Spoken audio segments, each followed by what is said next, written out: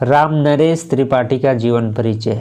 राम नरेश त्रिपाठी का जन्म सन 1881 ईस्वी में कोयरीपुर ग्राम, जिला जौनपुर, राज्य उत्तर प्रदेश में हुआ था।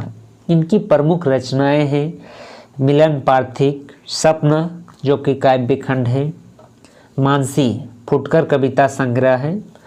इनकी मृत्यु सन 1962 ईस्वी में हुआ था।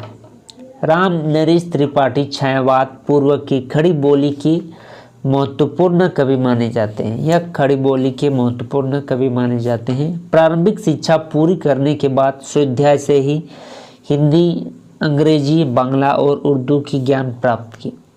स्वाध्याय यानी कि सबके समूह से उन्होंने हिंदी, अंग्रेजी और बांग्ला की और उर्दू की ज्ञान प्राप्त की।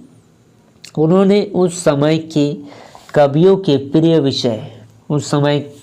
प्रिय विषय से समाज सुधार के स्थान पर रोमांटिक प्रेम को कविता का विषय बनाया। उस समय समाज सुधारक मुख्य विषय थे, क्योंकि समाज में सती प्रथा, स्त्री विवाह, बाल विवाह बहुत सारे ऐसे चलाते थे। तो उस समय कवि समाज सुधरे बोल के समाज सुधारक की ही रचना करते थे।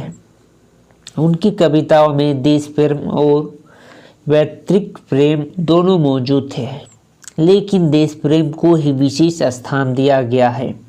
कविता कौमुदी 8 भाग में उन्होंने हिंदी, उर्दू, बांग्ला और संस्कृत की लोकप्रिय कविताओं का संकलन किया है।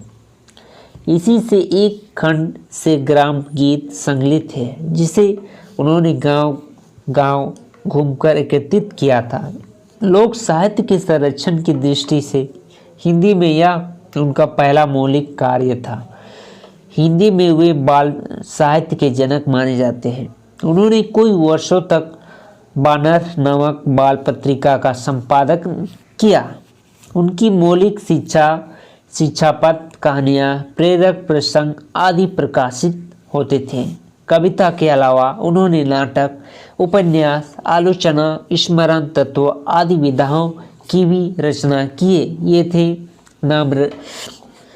राम नरेश त्रिपाठी का जीवन परिचय एवं उनकी साहित्य जीवनी।